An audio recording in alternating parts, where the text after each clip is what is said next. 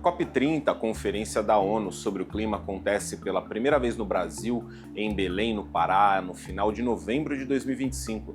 E a Câmara Municipal de São Paulo pretende participar ativamente das discussões, enviando uma delegação até o evento e abordando diferentes tópicos do debate global. E no Câmara Reportagem de hoje você vai saber um pouco mais sobre essa importante participação. Vem comigo.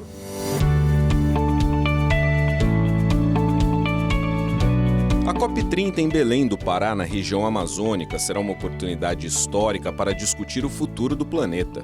Realizada no Brasil pela primeira vez, a Conferência da ONU sobre o Clima é uma ocasião única de tratar da situação climática para as próximas gerações no mundo. E uma delegação de vereadores da Câmara Municipal de São Paulo vai participar do encontro, levando temas que impactam diretamente a vida nas cidades. A cidade é a maior cidade da América. Nós vamos ter um evento internacional que mexe com todo o planeta. A gente não vive sem ar, a gente não vive sem água. O ser humano tem que olhar com um olhar de muita atenção para isso que vem acontecendo. Você vai ter muito intercâmbio, porque todas as grandes cidades estão convidadas, todos os países estão convidados. Então você vai ter todas as culturas ali discutindo um único assunto, que é o meio ambiente que é que a gente vive. Então é muito importante a cidade de São Paulo, que é a maior, repito, aqui da América, estar representada, inclusive por isso que você está colocando, para olhar, ver tudo que está acontecendo e trazer para cá as boas práticas e também levar as suas boas práticas para o resto do mundo. Primeiro a gente determinou aqui uma coordenadora desse assunto, né, que faz o diálogo, inclusive, com o Executivo, que é a vereadora Marina Bragante, que vem pegando, né, apanhando tudo que tem no Executivo, trabalhando com o Legislativo, para que a gente tenha participação, tenha vida, tenha voz, tenha pauta na COP30. Ao falar isso, no Colégio de Líderes e junto com a mesa também, a gente debateu esse assunto para que a Câmara Municipal de São Paulo ela tivesse representatividade. Que não mandasse só um representante, mas que fosse esse tema aberto a todos os partidos, para que os partidos que tivessem interesse, tivessem pauta, tivessem discussão a esse tema, para que mandassem também os seus representantes lá. Isso foi aberto, a gente escolheu o vereador Hélio, do PT, para ser o chefe da delegação. A expectativa desses conjuntos de vereadores é muito grande, que a gente vai participar de uma conferência internacional sobre mudanças climáticas. Então acho que é uma ação muito importante desses vereadores que estão indo aqui representando a Câmara Municipal de São Paulo. A principal mensagem, entendo que é a compreensão de que as cidades precisam se adaptar à emergência climática, que ela existe e ela impacta a vida da população, mas que também existem já soluções encontradas, só que isso depende da gente transformar culturalmente, e entender a relevância, colocar recurso e fazer isso de forma colaborativa. É um evento gigantesco, é o maior do mundo, é o único em floresta do planeta, nunca aconteceu. Nós vamos ter uma quantidade enorme de informação positiva, nós vamos impactar o mundo todo. E tendo a floresta como cenário, um dos temas centrais nas discussões da COP30 é a preservação das árvores, fundamentais para o equilíbrio climático e para a qualidade de vida urbana. A capital paulista já vem adotando políticas voltadas à preservação de áreas verdes. Com relação às árvores, eu posso afirmar para você que a política ambiental no total, a política climática, o orçamento climático da cidade de São Paulo é o maior orçamento do país. Tem um grupo que chama C40. E C40 são as principais cidades do mundo, hoje já são mais que 40, começaram com esse número, mas temos cidades importantes em todos os continentes do globo terrestre. Todas elas preconizam que a cobertura vegetal de uma cidade tem que ser no mínimo 33%. E hoje a cidade de São Paulo tem em torno de mais de 50%, de forma mais específica hoje 53%. A questão dos plantios, que nós plantamos essas árvores, as 200 mil árvores ao longo desses 4 anos, só para você ter uma ideia, a missão, a meta do prefeito Ricardo Nunes, inclusive com a ajuda de vários vereadores aqui da casa, é a gente poder plantar ao longo desse ano de COP, até novembro, então reduzido a 10 meses, quando a gente começou o nosso trabalho aqui em janeiro, é plantar a meta incrível de 120 mil árvores, é um presente que a cidade de São Paulo quer dar para a COP. Quando fala em árvore, nós estamos falando não só em plantio, nós estamos falando de descarbonização, que, por exemplo, pode ser refletido na compra dos ônibus elétricos. Cada ônibus elétrico corresponde a 6.464 árvores plantadas. Cada ônibus ou caminhão a biometano, 6.100 árvores. E a gente deixa de consumir também, seja caminhões ou ônibus, cada unidade deixa de consumir no ano 35 mil litros de óleo diesel, usando pelo biometano ou pelo próprio veículo elétrico. Então isso é muito importante a gente frisar, para você ver a importância que um projeto ambiental é nas escolas, é nas UBSs, é no plantio com a comunidade, é na descarbonização através dos ônibus, é na questão do inventário arbóreo, é questão nos veículos a biometano. Então é importante essas políticas que muito nos orgulha aqui na cidade de São Paulo, feito pelo prefeito Ricardo Nunes, junto com a Câmara Municipal, que fazem a diferença na vida das pessoas. Apesar dos esforços, ainda há desafios para ampliar a cobertura arbórea da maior metrópole da América Latina. No ano passado, a USP produziu uma pesquisa que mostrava que a temperatura no Morumbi e a temperatura em Paraisópolis às vezes divergia em 9 graus. E isso é por quê? Por causa da constituição do território e por causa da falta de árvore. Então a árvore, ela, além de ajudar a gente a filtrar o ar, e na cidade de São Paulo, em especial, a poluição é muito impactante na nossa saúde. Ela diminui a temperatura em até 2 graus, e daí aqui a concentração delas pode ter maior impacto. Ela traz sombra, que tem a ver com a temperatura, mas tem a ver também com a qualidade, de vida, né? Onde você se organiza. E ela tem a ver com a drenagem. Então, de fato, a árvore impacta muito. Ela presta um serviço, a gente chama de serviço ambiental urbano muito significativo. A gente não vai transformar as cidades em florestas, mas a gente precisa garantir que existam corredores verdes nas cidades, que a cobertura arbórea seja distribuída ao longo de toda a cidade, diminuindo a quantidade de ilhas de calor e ampliando a drenagem no centro e nas periferias. Acho que essa é uma das grandes respostas que a gente tem. Ela não é cara, ela exige cuidado, mas ela não exige grandes reformas. E a Câmara Municipal de São Paulo está ativa para auxiliar a adoção de políticas públicas para enfrentar essa questão. Quem entrega, quem produz são os municípios, prefeitos que são proativos, Câmara de Vereadores que participam juntos para que a gente possa mudar o perfil da cidade.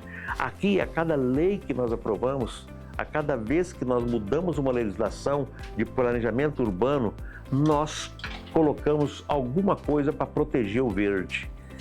Isso tem sido desde o plano diretor de 2002, depois o plano diretor de 2014 e agora a revisão em 22. Essa é a participação da Câmara. Mas as árvores são apenas o ponto de partida desse debate. A gestão da água e a segurança hídrica são alguns dos principais temas a serem discutidos na COP30 pela Câmara Municipal de São Paulo. Quer saber como? Vem comigo que eu te conto. A água é um recurso vital, mas também um dos mais ameaçados pelas mudanças climáticas. E a preocupação com a crise hídrica em São Paulo ainda é constante, o que também motiva ações do município.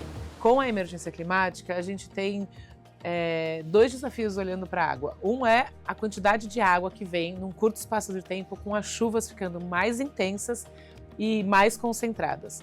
E aí, drenagem. Como é que a gente previne alagamentos como a gente teve no começo desse ano no Jardim Pantanal, que ficou dias, meses embaixo d'água. Isso impacta muito significativamente a vida da população. O tratamento que vem sendo dado em drenagem urbana, com responsabilidade, com projeto, nós temos um plano diretor de drenagem urbana que nos dá por prioridade cada uma das obras que nós temos que fazer ao longo dos anos, daqui para frente, por mais de 2 décadas de obras, para que a gente possa cuidar dos nossos leitos de córregos e rios. E o outro é a falta de água, que é mais complexo de lidar, porque a gente não sente ele agora, ele exige planejamento que ainda não é o nosso forte como país nem como cidade, mas que ele vai impactar muito significativamente a vida da população em São Paulo. Nós precisamos de trabalhar essa política imaginando de que nós não podemos trabalhar o assunto água para o município só imaginando grandes reservatórios. Há uma dinâmica. Nós precisamos de ter essa água disponível para todos, sem ficar contando especificamente com o nosso reservatório. Isso é importante demais. E o terceiro é sobre saneamento básico. Porque a gente está falando de água e a gente precisa falar de esgoto. A gente precisa falar de como a gente cuida da periferia, principalmente, onde o saneamento básico, por mais bizarro que seja, não chegou. E isso impacta a saúde, isso impacta a qualidade de vida da população. Nós não podemos falar em gestão de água sem falar em saneamento básico também. A cidade tem trabalhado no sentido de manter e preservar as suas nascentes. Isso na periferia da cidade.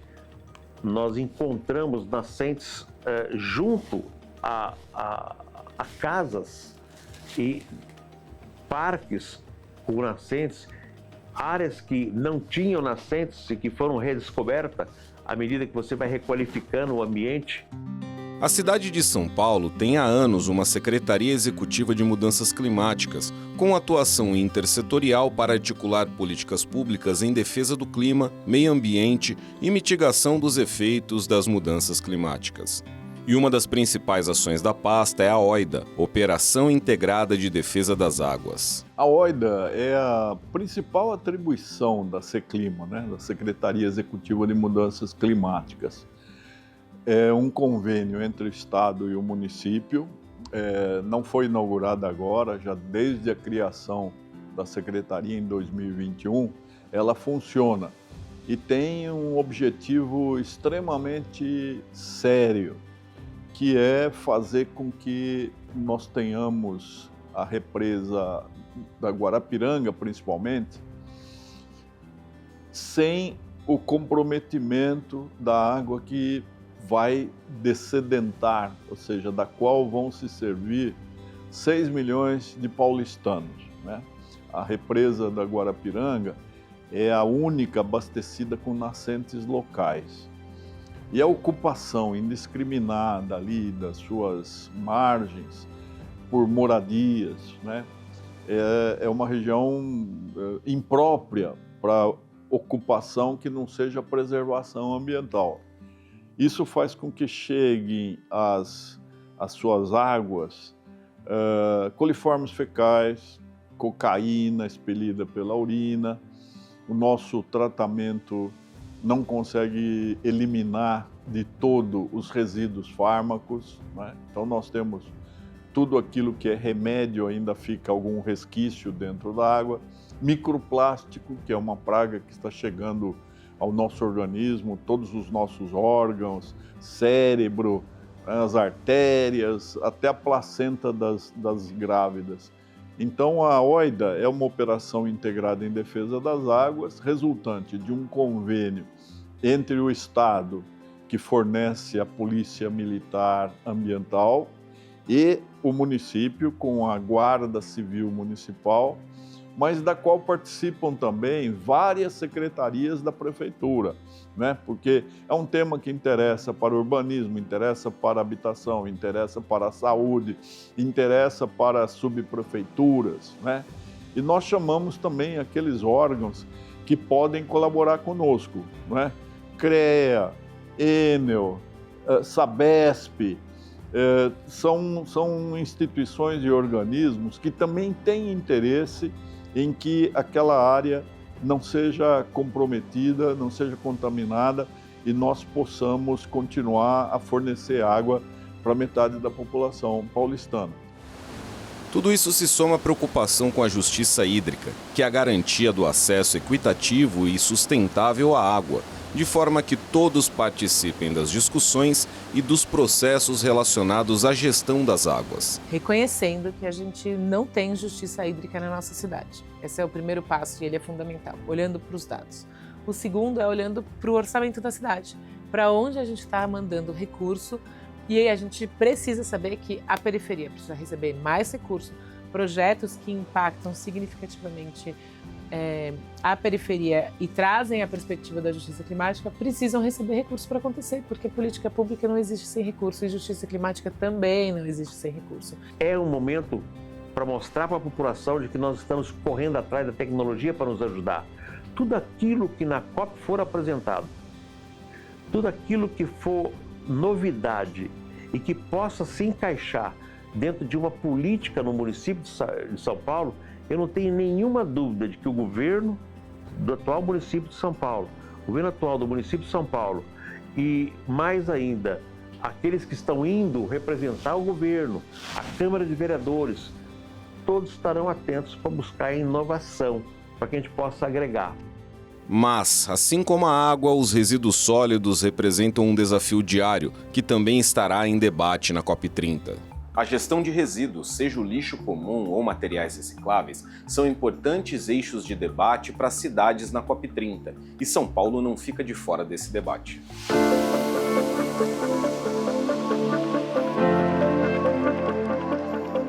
São Paulo produz milhares de toneladas de resíduos todos os dias.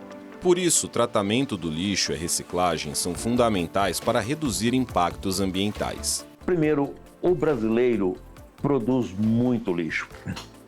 E quanto melhor a atividade econômica do momento, quanto melhor a classe social, mais produz lixo. Nós produzimos lixo muito acima da média dos países de primeiro mundo.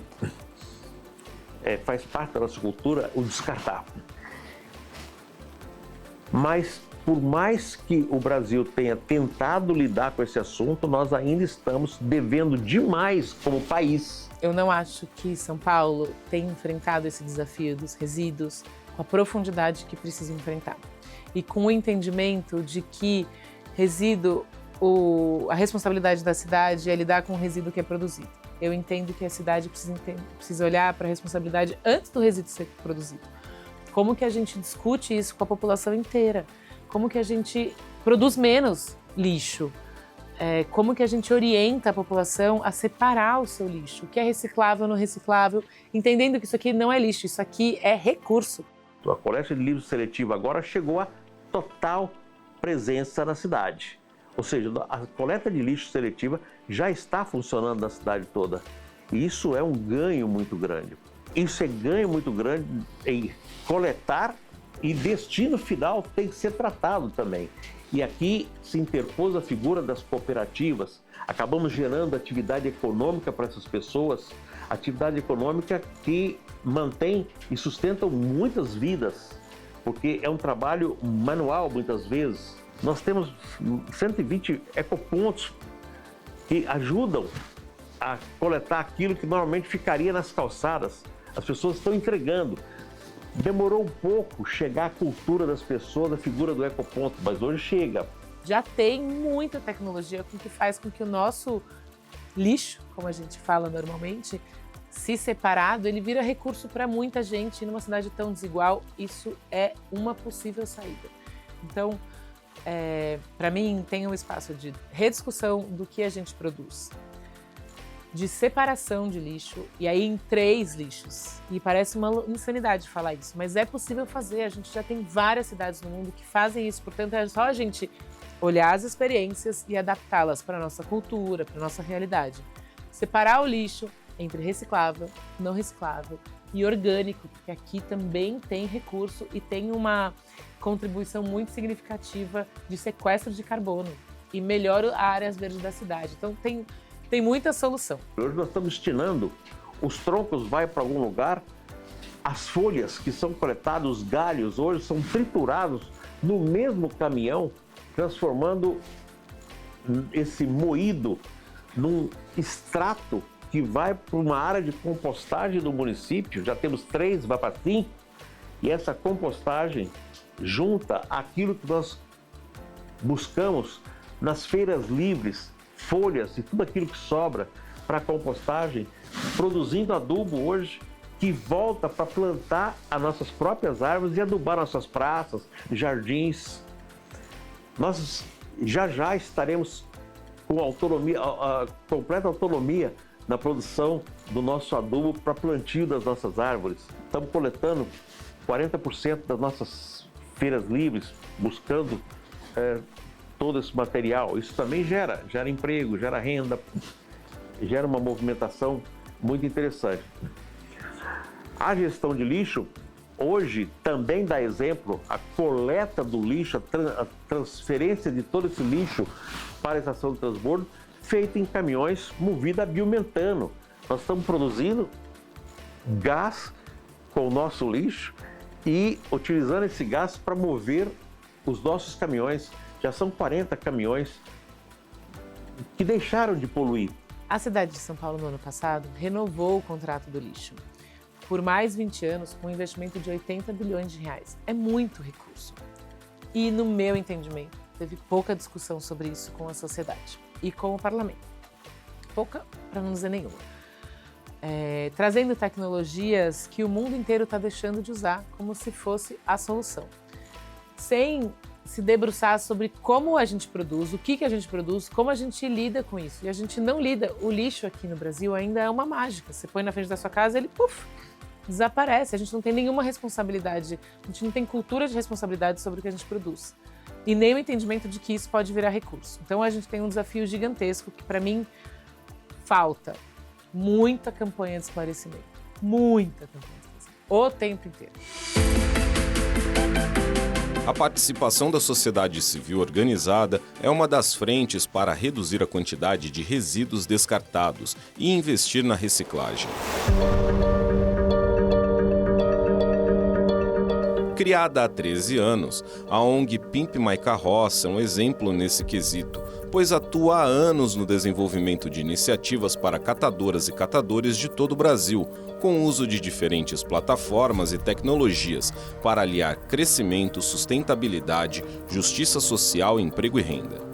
Baseado em São Paulo, Pimp My Carroça também busca construir um futuro onde as catadoras e catadores participem das decisões políticas que afetam suas vidas. Ela foi fundada e criada por um artista, um grafiteiro mundano, e surgiu da ideia dele fazer intervenções gráficas nas carroças dos catadores das ruas de São Paulo. A partir daí ele percebeu que isso valorizava a atividade do catador, o catador elevava sua autoestima e passou a tornar, então, uma das nossas missões é dar visibilidade aos catadores. E mais tarde surgiu um aplicativo chamado Cataqui, que é até hoje uma importante ferramenta que a gente disponibiliza para geradores e catadores. Os catadores, eles são muito importantes, embora eles sejam invisíveis, não sejam reconhecidos como tal, né? Se a gente pensar uma cidade de São Paulo que produz 12 mil toneladas de resíduos por dia, né? Estou falando só de resíduos domiciliares, né? Agora, se você imaginar essa cidade sem catadores, nós calculamos que a capital deva ter entre 25 e 30 mil catadores nas ruas.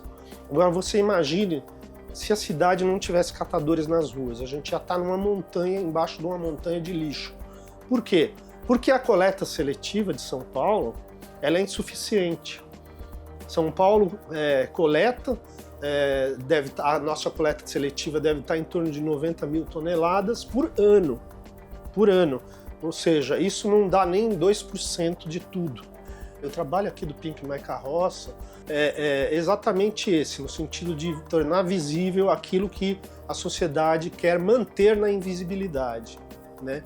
Então nós sempre procuramos mostrar que o trabalhador da reciclagem, o catador e a catadora, eles precisam ter condições dignas de trabalho, eles precisam ter remuneração justa, eles precisam ter ferramentas de trabalho adequadas, eles precisam ser reconhecidos pelo município, pelos prefeitos, pelas legislações, né? Então o nosso trabalho tem sido esse. Eles também têm direito à arte, à cultura, não é isso? Então um veio muito importante do nosso trabalho é ligado à cultura, à expressão artística, né? Não é à toa que nós surgimos a partir de uma intervenção artística do mundano, esse artista plástico, que foi exatamente o quê? O ato mais simples, valorizar artisticamente a ferramenta de trabalho de um catador. E isso parece banal, mas a partir daí, o catador, em vez de as pessoas buzinarem, xingarem ele de vagabundo, de marginal, passaram a reconhecer naquele trabalhador uma pessoa portadora de direitos, que também veicula arte na sua ferramenta de trabalho, também sabe o que é arte, também precisa saber e precisa usufruir disso, né? Ele está transformando em riqueza aquilo que nós desprezamos e descartamos. Além do descarte de resíduos, também é preciso olhar para os deslocamentos nas cidades. O mundo vive mudanças climáticas e as grandes cidades enfrentam desafios de trânsito, transporte e mobilidade sustentável. A Câmara de São Paulo e a capital paulista pensam nesse tema e agora você vai saber como.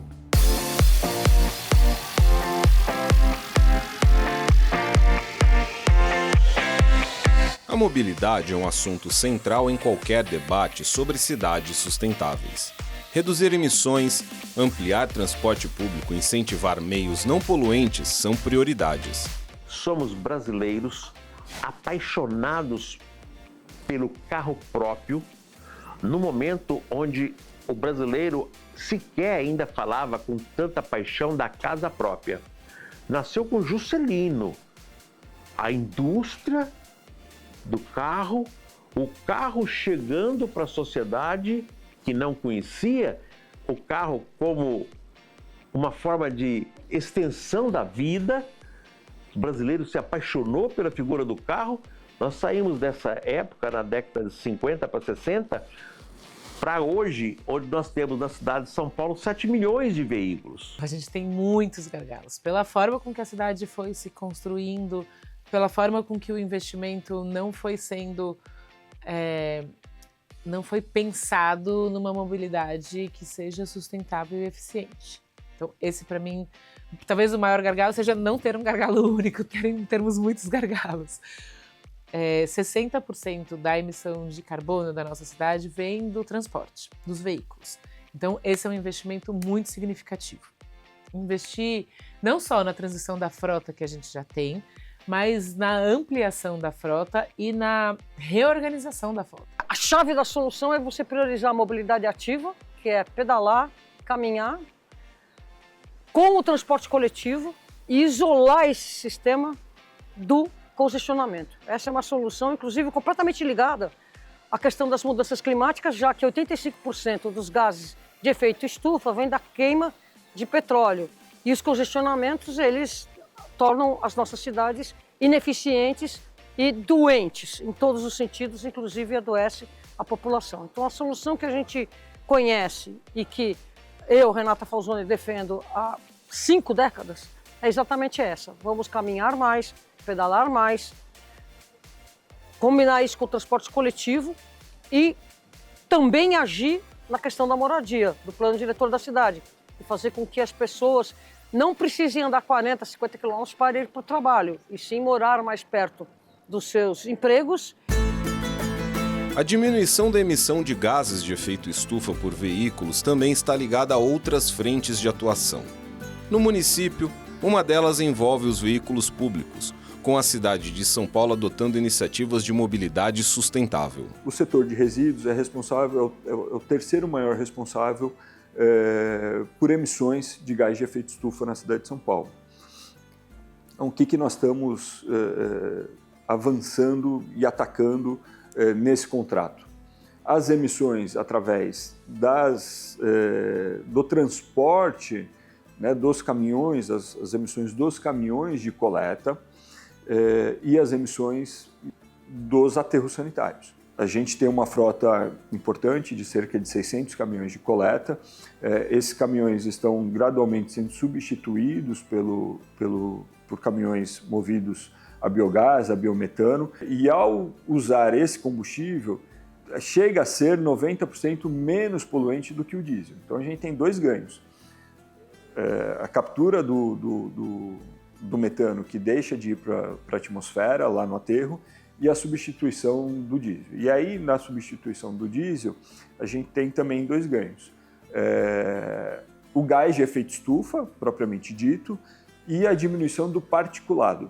Aquela fuligem, aquela coisa que a gente vê, às vezes, nas casas, tal. Então, quando a gente utiliza o biometano, né, o biogás, a gente tem menos poluição. Então, tanto atmosférica do gás, como o particulado. Então a gente tem um ganho em cadeia, então a gente tem a substituição, já são 80 caminhões que a gente tem na frota, chega a 100% nos próximos anos, e a gente, nos veículos mais leves, a gente tem utilizado também a matriz energética elétrica, né, caminhões que a gente consegue substituir. Então, por exemplo, aqui no centro, os calçadões, nas comunidades onde os caminhões grandes não conseguem entrar, a gente tem utilizado alternativas menores elétricas. E mesmo, por exemplo, no ecomóvel, a gente tem um ecomóvel que é 100% elétrico, era uma van que rodava no diesel, hoje a gente está no elétrico também. Como exemplo para a sociedade, o ecomóvel, que é o nosso veículo de educação ambiental, né, que vai nas escolas, que vai aqui na comunidade, nas subprefeituras, levando essa informação para a sociedade. E também a substituição da frota de coleta de resíduo de saúde. Também são caminhões menores que a gente consegue substituir ou pelo gás ou pelo elétrico, a gente tem alguns elétricos também rodando. E o Legislativo paulistano também tem contribuído com sugestões de políticas públicas para a mobilidade sustentável. O que é um corredor verde? Então você tem lá o ponto de ônibus com energia solar, você tem todos os ônibus elétricos, você vai tirando o diesel.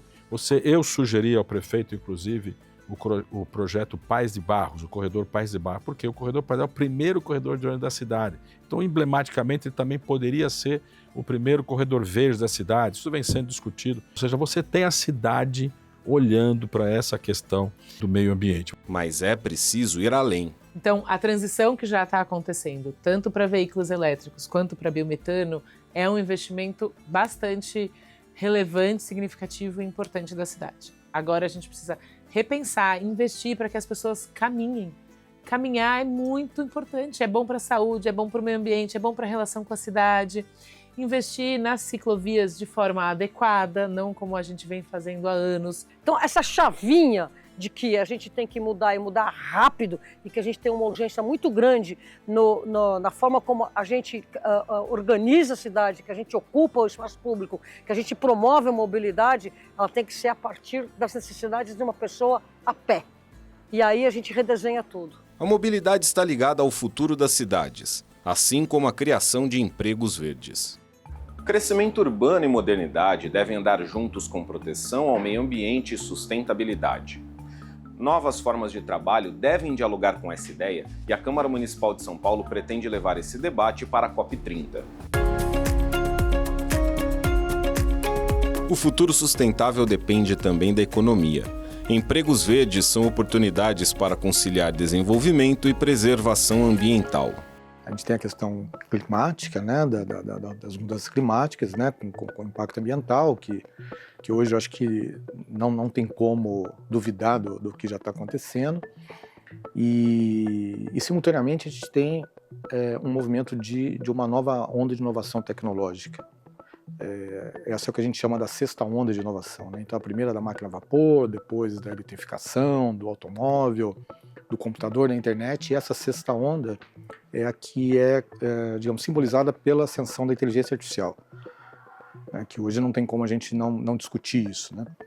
E esses dois fenômenos, né, o fenômeno das mudanças climáticas e dessa nova onda de inovação tecnológica, eles têm uma relação direta entre si, mas eles têm também um ponto de convergência, que é o ponto do trabalho, né, do emprego e do trabalho. A transição ecológica, que é o que a gente está vivendo, ela de fato pode ser uma saída para a desigualdade brutal que a gente já vive. E aí os empregos verdes, ecológicos, enfim, dependente do nome que a gente vai dar, são importantes. E então, primeiro é compreender que isso está acontecendo. Segundo é entender que isso significa que a gente precisa qualificar a população, principalmente quem está na periferia, e levar o trabalho para lá. Porque daí a gente ajuda o local a se desenvolver, ajuda a vida das pessoas que vão trabalhar e contribui para uma economia mais sustentável, tanto da perspectiva, por exemplo, da mobilidade dessas pessoas na cidade, mas não só, de trazendo uma economia que usa a tecnologia e inovação que a gente já sabe que é importante, que a gente já tem, para garantir empregos que são verdes nos territórios onde eles são mais necessários. Além das empresas estarem buscando investir em energia sustentável, e o município também, não é só por economia, já é cultural. E a cabeça do atual governo, imagine que daqui para frente será assim, porque o bom exemplo fica, nós estamos caminhando nesse sentido, em que a cultura vai prevalecer sobre as atividades que não envolvam sustentabilidade. A cultura da sustentabilidade já está ficando muito próxima da cultura que a população entendeu que é boa. Você já percebe pequenas empresas de jovens empreendedores dizendo nosso produto é ambientalmente correto. Claro, num momento como esse, não dá para a gente falar em desenvolvimento econômico sem falar também de sustentabilidade. Então, além das diversas outras secretarias que tratam sobre o tema, Secretaria do Verde e Meio Ambiente, Secretaria de Mudanças Climáticas, né, uma das primeiras capitais do mundo, com porte de São Paulo, que criou essa secretaria. Aqui também a gente desenvolve a economia através de empregos verdes, que são chamados como empregos verdes. Nós temos na cidade de São Paulo mais de 215 mil empregos verdes. Dentre eles, nós temos diversos que são aqui também, através da secretaria, acelerados, e sempre com o trabalho da secretaria a gente tem feito as acelerações desses trabalhos de startups, por exemplo, que são ligadas à economia verde. Nós temos um hub de inovação verde na cidade, que é o nosso Green Sampa, Green Hub, Bruno Covas, né? Então um centro de inovação que antes era um incinerador da cidade, um incinerador público, que se tornou uma praça. Além disso, nós temos vários programas aqui da Secretaria. Lembrando que a Secretaria de Desenvolvimento Econômico e Trabalho da cidade, existem 3 coordenadorias: a de Desenvolvimento Econômico, de Trabalho e a Coordenadoria de Agricultura.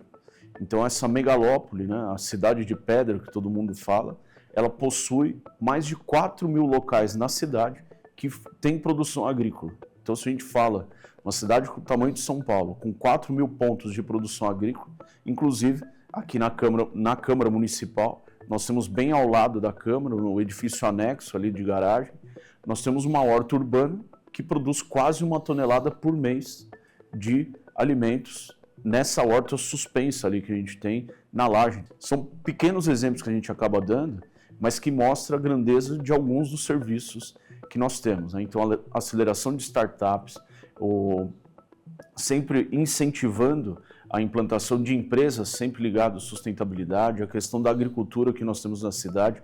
O desafio da transformação ecológica é a gente garantir que a gente não repita o que já aconteceu, que é não incluir todo mundo, tanto nessa discussão, porque tem muitos saberes importantes, quanto nas soluções encontradas. Acho que, para mim, esse é o principal risco, é repetir uma coisa que já não deu certo. O outro é concentrar em quem já tem recurso, porque quem tem recurso tem mais acesso à inovação e tem mais resposta. A Câmara pode participar muito disso, porque são 55 cabeças, 55 gabinetes. Todos os gabinetes têm uma boa estrutura de assessoria, temos muita informação. Aqui na Câmara de São Paulo, eu posso garantir para vocês que nós somos o primeiro a saber das últimas. É aqui que nós geramos notícia. Da preservação das árvores à geração de empregos verdes, São Paulo leva para a COP30 reflexões sobre o futuro sustentável.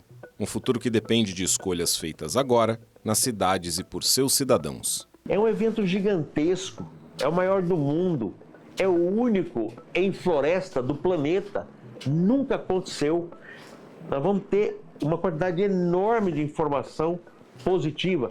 Nós vamos impactar o mundo todo. A principal mensagem, a compreensão de que as cidades precisam se adaptar à emergência climática, que ela existe e ela impacta a vida da população, mas que também existem já soluções encontradas, só que isso depende da gente transformar culturalmente e entender a relevância, colocar recurso e fazer isso de forma colaborativa. Que aí eu acho que é a riqueza da COP é pegar essas resoluções, esse debate que vai ser lá e trazer para a gente fazer aqui na nossa cidade.